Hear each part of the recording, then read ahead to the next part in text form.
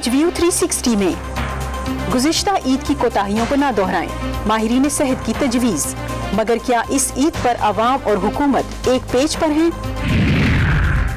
Corona virus کے باعث پاکستانی حج کرنے نہ جا سکے، اس اہم سفر سے جڑے کاروبار کرنے والے بھی پریشان۔ اور ملاقات کراچی کی ایک باہمت خاتون سے، جسے عالمی وبا بھی خود انحصاری کی راہ سے نہ ہٹا سکی۔ وائس آف امریکہ واشنگٹن سے میں ہوں نیلوفر مغل اور آپ دیکھ رہے ہیں ویو 360۔ دنیا بھر کے مسلمانوں کے لیے ایک انتہائی اہم عبادت اس وقت انتہائی محدود پیمانے پر ادا کی جا رہی ہے۔ جہاں دنیا بھر سے لاکھوں مسلمان حج کے لیے جمع ہوتے ہیں، وہاں اس وقت کرونا وائرس کے باعث صرف 1000 موجود ہیں۔ حج سے قبل اور بعد میں حجاج کرام قرنطینہ میں وقت گزاریں گے، جبکہ دوران عبادت بھی سخت احتیاطی تدابیر یقینی بنائی جا رہی ہیں۔ پاکستان میں نہ صرف حج کی سعادت سے محروم رہنے والے بلکہ حج سے جڑے کاروبار بھی اس سال کرونا وائرس کی نظر ہو گئے۔ اس پر رپورٹ پروگرام میں آگے چل کر۔ عید الفطر کے بعد پاکستان میں کرونا وائرس کے کیسز اور اموات میں نمایاں اضافہ دیکھا گیا۔ اس وقت صورتحال پہلے کے مقابلے میں تو کافی بہتر ہے، مگر کیا عید کی تیاریوں اور میل جل کے باوجود معاملات قابو میں رہیں گے؟ اور اب جبکہ وزیر اعظم کے معاون خصوصی برائے صحت ڈاکٹر ظفر مرزا مستعفی ہو چکے ہیں، تو وبا پر قابو پانے کی قومی حکمت عملی کا کیا ہوگا؟ اس بارے میں مزید جاننے کے لیے ہم بات کریں گے لاہور میں ہمارے نمائندے ضیاء الرحمان سے۔ ضیاء، یہ بتائیے کہ کرونا وائرس کے خلاف صوبے اپنی ضروریات کے مطابق اقدامات کر رہے ہیں، مگر وفاقی پالیسی بھی واضح میسیجنگ کے لیے بہت اہمیت رکھتی ہے۔ ڈاکٹر ظفر مرزا اس میسیجنگ کا ایک نمایاں چہرہ تھے، ان کے استعفے کا کرونا کے خلاف حکمت عملی پر کیسا اثر پڑنے کی توقع ہے؟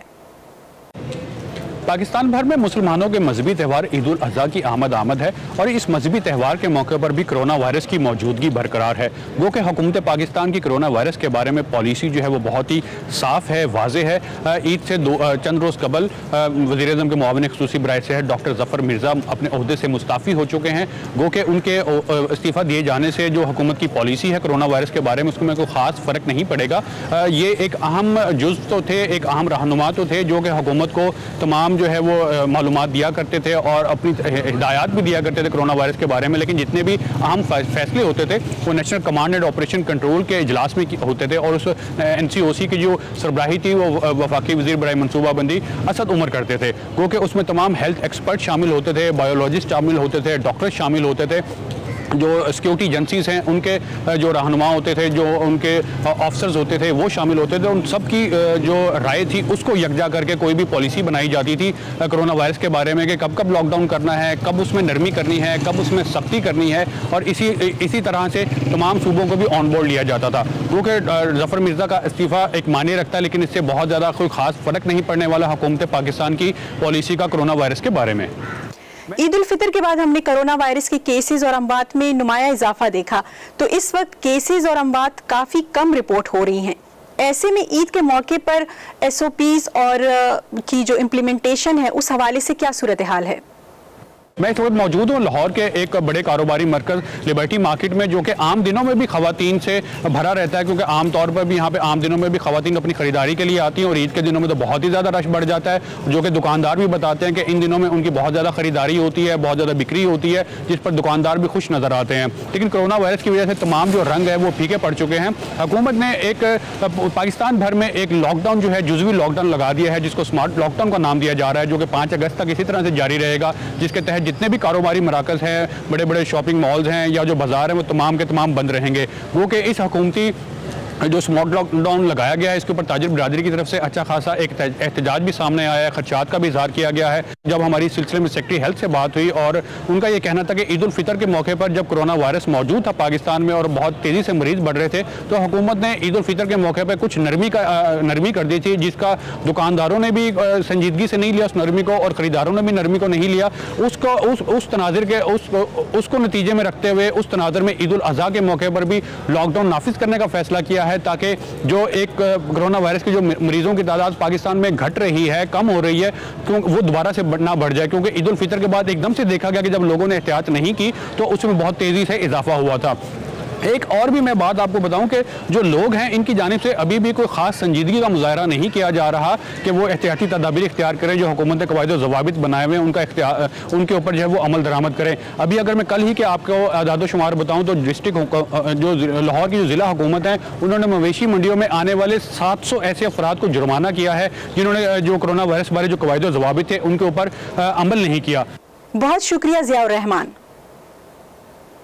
اور پاکستان کے مختلف بڑے شہروں میں ہم نے عام لوگوں سے یہ بھی جاننے کی کوشش کی کہ عید کے موقع پر کرونا وائرس ان کے ذہن پر کتنا چھایا ہوا ہے. نچلے طبقے سے لے کے اوپر والے طبقے تک، ایلیٹ کلاس تک، سب کے سب اس وقت جو ہیں بہت زیادہ وریڈ ہیں اور کسی کو کوئی شیورٹی بھی نہیں ہے کہ کب یہ چیزیں بیٹر ہوں گی. اجتماعی قربانی پہ فوکس کرنا چاہیے. اس کا فائدہ یہ ہوگا کہ جو انڈیویجول قربانی کریں گے تو اس سے رش بڑھے گا مزید منڈیوں میں، اور اجتماعی قربانی کریں گے تو اس سے رش کم ہوگا. 2 لوگ کی منڈی آئیں تو وہ جانور لیں تو وہ آپ کے 5 لوگوں کی بچت ہو جائے گی. اس سے 5 لوگوں کا منڈی سے 5 لوگوں کا ایک طرح سے رش کم ہو جائے گا. ابھی تک جتنا مجھے نظر آ رہا ہے اتنے لوگ احتیاطی تدابیر استعمال نہیں کر رہے ہیں. لوگوں کو میں خود بھی شاپنگ کے لیے آئی ہوں تو میں نے بھی پریفر کیا کہ ویک ڈے میں آؤں کیونکہ ویکینڈز پہ بہت زیادہ رش ہوتا ہے. ظاہری بات ہے جس حساب سے ادھر عوام باہر نکلے گی تو یہ پھیلے گا تو صحیح. یہ تو عید کے بعد ہمیں نیوز میں یا خبروں میں پتہ چلے گا کتنے کیسز بڑھے ہیں، کیا ہوا ہے کیا نہیں ہوا. اس عید پہ شکر الحمدللہ ہم خوشی منا رہے ہیں کہ کورونا ہمارے ملک سے بھاگ رہا ہے. میں نے تو تمام کٹ پہنا ہوا ہے. میں ڈیٹول سے نہاتا ہوں، ڈیٹول استعمال کرتا ہوں، باتھ روم میں استعمال کرتا ہوں، روم میں ڈیٹول سے دھوتا ہوں، کپڑے خود ڈیٹول سے دھوتا ہوں. ماہرین کا کہنا ہے کہ گزشتہ عید کے موقع پر کئی کوتاہیوں کے باعث کرونا وائرس کے کیسز میں بھاری اضافہ ہوا. اس مرتبہ ماہرین کے کیا خدشات ہیں اور وہ کن اقدامات پر زور دے رہے ہیں، اس بارے میں کچھ دیر پہلے میں نے شفا انٹرنیشنل اسلام آباد سے منسلک ڈاکٹر اسد خان سے گفتگو کی. آئیے دیکھتے ہیں. دیکھیں، جنرل پبلک کو سمجھنے کے لیے ایک بات بہت ضروری ہے کہ کرونا وائرس بے شک جتنا مرضی ڈیڈلی ہے، جتنا مرضی انفیکشس ہے، لیکن it's a virus which needs our help to propagate it. اور پچھلی عید پہ جو ہم سے تھوڑی سی میرے خیال میں کوتاہی ہوئی وہ یہ کہ ہم نے سوشل ڈسٹینسنگ وغیرہ کا خیال نہیں رکھا ہے. اور اس عید کے اوپر بھی اگر ہم وہ سیفٹی میجر نہیں لیتے جو کہ الحمدللہ ہم نے پچھلے 1 منتھ میں بڑی اچھی طرح امپلیمنٹ کیے ہیں ایون ان پاکستان، تو اور ہم کورونا کو بڑے اچھا کنٹرول کرنے میں بھی کامیاب ہوئے ہیں. تو اگر ہم ان چیزوں کو پھر کیئرلیسلی اوائڈ کرتے ہیں جو کہ ڈاکٹرز ہمیں بتا رہے ہیں، ہم لوگوں کو نصیحت کر رہے ہیں کہ سوشل ڈسٹینسنگ وغیرہ رکھیں، تو دیر از اے گڈ چانس کہ خدا نخواستہ پھر نمبرز بڑی تیزی سے بڑھ سکتے ہیں. یہ بتائیے کہ عید کے موقع پر لوگوں کو اس وقت کیا احتیاطی تدابیر جو ہیں اختیار کرنی چاہیے؟ جی دیکھیں، جیسا ہم نے پہلے بتایا کہ یہ کرونا وائرس ایک ایسی انفیکشن ہے جو which needs our help to propagate it. تو ہم نے سوشل ڈسٹینسنگ مینٹین رکھنی ہے اور ماسک یوز جو ہے وہ بہت اسٹرکٹلی امپلیمنٹ کرنا ہے.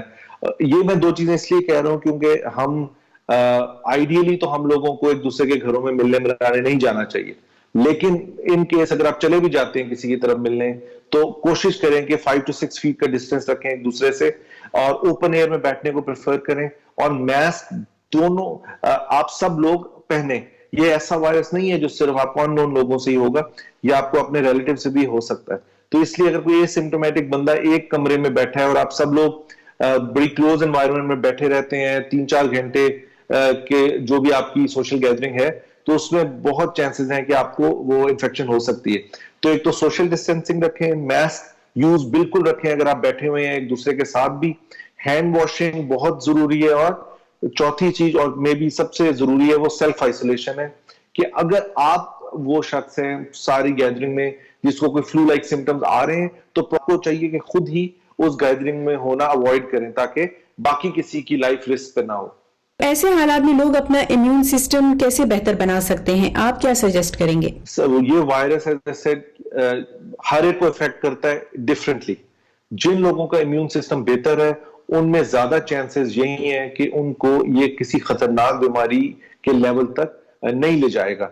کچھ چیزیں جو ہمارے امیون سسٹم کو بہتر کرتی ہیں ان میں سب سے اوپر شاید ایکسرسائز ہے یا ڈیلی واک یا اس قسم کی کوئی روٹین فزیکل ایگزرشن کی جس کی وجہ سے ہمارا امیون سسٹم بہت ایکٹیو رہتا ہے. سیکنڈ نمبر پہ یہ جو میڈیسنز ہیں vitamin C vitamin D supplements لوگ لے رہے ہیں، I don't think they are wrong, کوئی پروون ڈیٹا تو نہیں ہے, لیکن واٹ ایور وی نو کہ زنک لینے سے, وائٹامن ڈی انٹیک اور وائٹامن سی بڑھانے سے آپ کا امیون سسٹم تھوڑا سا اس وائرس کے اگینسٹ زیادہ بہتر پرفارم کرتا ہے.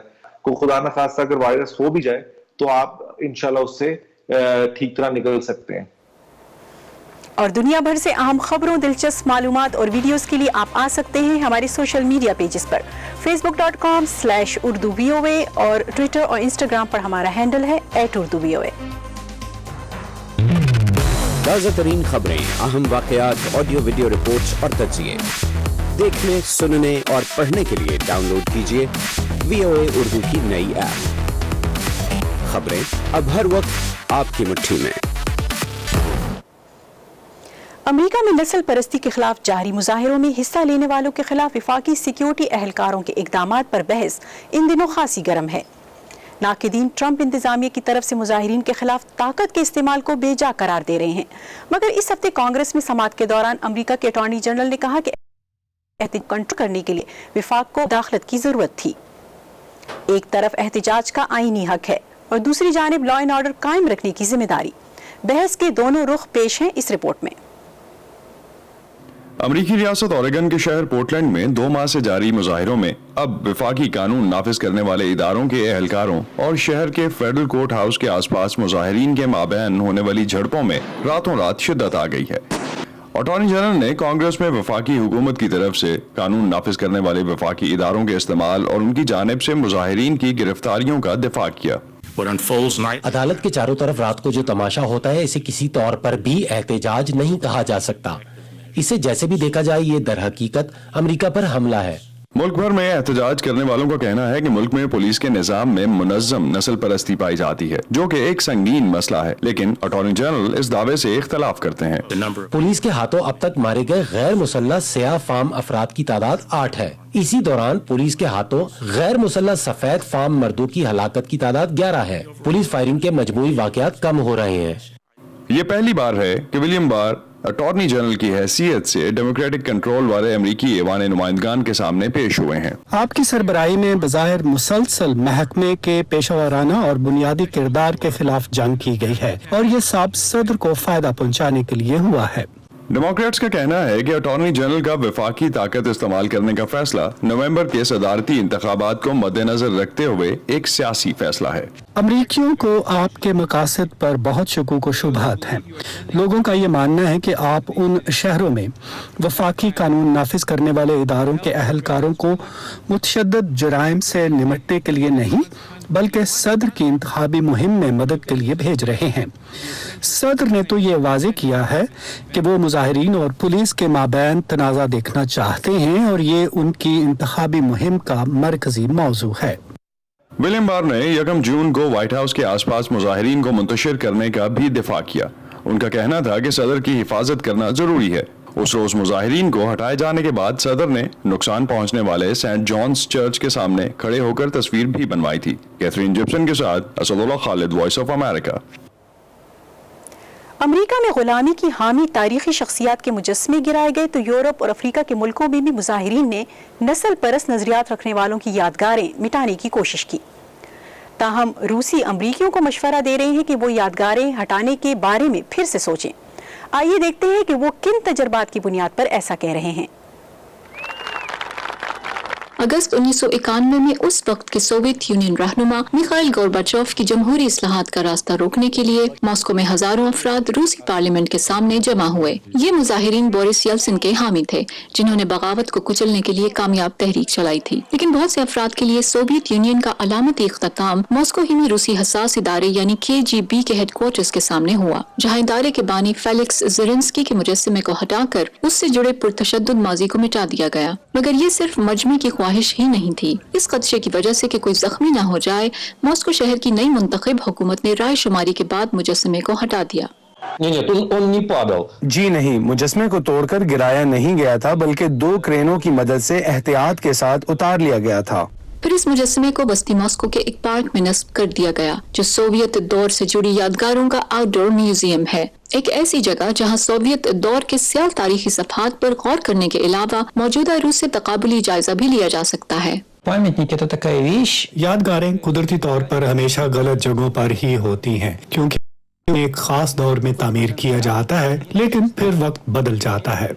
बोल्शेविक तहरीक के रहनुमा लेनिन का मुजस्समा अब भी मौजूद है, जबकि अवामी राय के जायजे बताते हैं कि सोवियत रहनुमा जोसेफ स्टालिन के लिए पसंदीदगी बढ़ रही है। मौजूदा सदर व्लादिमीर पुतिन के दौर में रूसी सिक्योरिटी सर्विसेज फिर ताकतवर बनी है। इस पूरे वक्त में KGB के रहनुमा का मुजस्समा पार्क में सलामत रहा और जो लोग उसे वहाँ लाए उनका कहना है कि ये ज़ेलेंस्की के विरसे को मायने देता है। आप महज बदले की आग बुझाने के लिए इन तारीखी यादगारों को तबाह करने की इजाजत नहीं दे सकते। शुक्र है कि हमने ऐसा नहीं किया। कुछ मुबस्सिरीन के मुताबिक मगरबी माशरों के लिए ये फायदेमंद सबक साबित हो सकता है, जो अपनी पेचीदा तारीख की बुनियाद पर फैसला कर सकते हैं कि किन मुजस्समों को महफूज और किन को हमेशा के लिए गायब किया जाए। चार्ल्स मेन्स के साथ Pfizer Bukhari, voice of America. शुक्रिया शुक्रिया शुक्रिया कोरोना से मुतासरा मरीजों का इलाज करने वाले डॉक्टरों का, अपनी सेहत खतरे में डालकर काम जारी रखने वाले नर्सिंग और पैरामेडिकल स्टाफ का, शुक्रिया पुलिस और सिक्योरिटी इदारों के अहलकारों का, फलाई इदारों और रजाकारों का, दर्स व तदरीस का सिलसिला जारी रखने वाले असातिज़ा का, शुक्रिया हुकूमती अहलकारों का, सहाफियों का और आप सबका, क्योंकि हम सब मिलकर इस वबा को हराएंगे।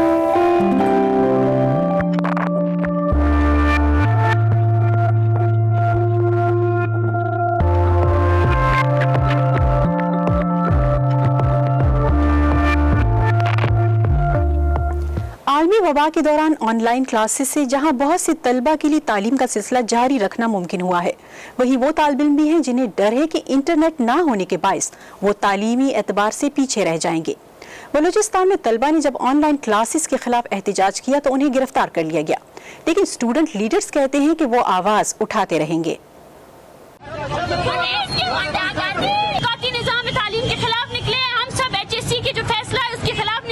तबकाती निज़ाम इस तरह है कि एक यूनिवर्सिटी का वाइस चांसलर ये कहता है कि मेरे यूनिवर्सिटी में सिर्फ 35% स्टूडेंट्स जो है ना ऑनलाइन क्लासेस ले सकते हैं, 75 नहीं ले सकते, लेकिन फिर भी वो ये कहते हैं कि नहीं, मैं ऑनलाइन क्लासेस जारी रखूँगा। जो 75 है वो नहीं ले सकती, उनकी ज़िम्मेदारी उनकी ख़ुद की है। इंटरनेट जब मुख्तलिफ़ अज़ला में बंद किया गया तो उसका रीज़न जो है ना सिक्योरिटी इश्यूज़ करार दिए गए। उसके लिए जो है ना 6 अज़ला में एक साथ जो है ना मरदमशुमारी के टाइम जब बंद किया गया, उनमें 3 अज़ला में फिर से वापस लाए गए और जो 3 अज़ला है उनमें अभी तक इंटरनेट नहीं है। ये एक बहुत बड़ा सवाल है कि ये जो डिजिटल ब्लैकआउट किया गया है, जो डिजिटल ब्लैकआउट की वजह क्या है और सिर्फ यही जगह क्यों? जो बलूचिस्तान के इंस्टीट्यूशन में जो मसले स्टूडेंट फेस करते हैं वो पाकिस्तान के किसी भी जगह पे स्टूडेंट आलमोस्ट फेस नहीं करते।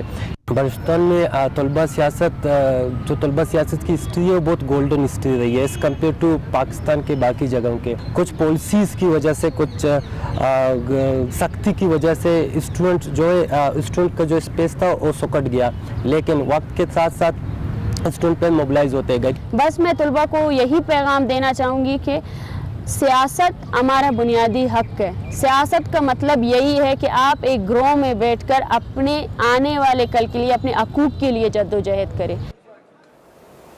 कोरोना वायरस ने हज की सादत से तो पाकिस्तानियों को इस साल महरूम किया ही है, साथ ही ऐसे बहुत से छोटे बड़े ताजिर भी परेशान हैं जिनका कारोबार हज के सीजन से जुड़ा होता है। इस बारे में देखते हैं पेशावर से नजरुल इस्लाम की रिपोर्ट। पेशावर के सबसे गुंजान आबाद इलाके चौक यादगार की दुकानों में हज से पहले ग्राहकों का हुजूम होता है। सूटकेसेस, एहराम, जयनमाज और दीगर अशिया की तलाश में आने वालों के साथ भाव ताऊ में दुकानदारों का दिन गुजर जाता है। लेकिन इस साल सऊदी हुकूमत ने कोरोना वायरस के बायस बैरून मुल्क से हुज्जाज कराम की आमद पर पाबंदी लगा दी, जिससे मोहम्मद असलम जैसे कई दुकानदारों के कारोबारों पर वीरानी छाई हुई है। हमारा कारोबार जो है ये हज और उम्रे से रिलेटेड है। इसके साथ मतलब लोग हज पे जाते हैं, उम्रे पे जाते हैं तो फिर उसके जानमाज लेते हैं, दूसरी चीज़ें लोगों को तोहफ़तन देने के लिए लेते हैं। तो इस वक्त अब हज का वो सीज़न नहीं है इस दफ़ा, तो तकरीबन कारोबार बहुत कमज़ोर है। पाकिस्तान से हर साल तकरीबन 2 लाख अफराद हज के लिए जाते हैं। ट्रैवल एजेंट्स के लिए हज साल के अहम तरीन सीजन्स में शुमार होता है। اس کاروبار سے منسلک افراد کا کہنا ہے کہ اگلے سال حج مکمل طور پر بحال ہو جائے تو بھی ان کا مالی نقصان پورا نہیں ہو سکے گا، کیونکہ پاکستان کے کوٹے میں آئندہ کسی اضافے کی توقع نہیں ہے۔ ان دنوں میں حج کے سلسلے میں لوگ آتے تھے، پوچھتے تھے اور حج کے لیے ٹکٹس وغیرہ خریدتے تھے، یہ پرواہ کیے بغیر کہ ٹکٹ کتنا مہنگا ہے یا سستا ہے، یہ صورتحال جانے بغیر وہ اتنا زیادہ آتے تھے آفس میں، یعنی کہ کھڑے ہونے کی جگہ نہیں ہوا کرتی تھی۔ لیکن اب یہ حال ہے کہ بالکل کاروبار بالکل آپ کے سامنے، آفس بالکل خالی پڑا ہوا ہے۔ تاجر برادری کا کہنا ہے کہ عمرہ اور پھر حج کے سفر پر پابندی سے ہزاروں کی تعداد میں افراد بے روزگار بھی ہوئے ہیں۔ ہمارے کاروبار سے یا وہ جتنے کاروبار ہیں یہ اربوں روپے کا کام ہوتا تھا سیزن کے دوران، اور اس سے ہزاروں لوگ جو ہیں اس کاروبار سے منسلک تھے، جو کاریگر طبقہ ہے یا ملازم طبقہ ہے وہ سب اس سے متاثر ہوئے۔ کاروبار تو اربوں کا ہوا بھی نہیں اور ملازمین کو تنخواہ دینے کے لیے بھی پیسے نہیں ہیں۔ اس سال کرونا وائرس کی وجہ سے حج سے جڑے کاروباروں کو بھاری نقصان کا خدشہ ہے، اور اگلے سال صورتحال کیسی ہوگی، حج کی بحال ہوں گی، ان سوالوں کے جواب فی الحال کسی کے پاس نہیں۔ نظر الاسلام، وائس آف امریکہ، پشاور۔ اور پروگرام کے آخر میں ملاقات ایک ایسی نوجوان خاتون سے جنہوں نے عالمی وبا کو بھی اپنے راستے کی رکاوٹ نہیں بننے دیا۔ وائرس کی وجہ سے ان کا جم بند ہوا تو انہوں نے مویشی منڈی کا راستہ لیا اور نیا کاروبار شروع کیا ہے۔ ان سے ہماری ملاقات کرا رہی ہیں کراچی سے سدرا ڈار۔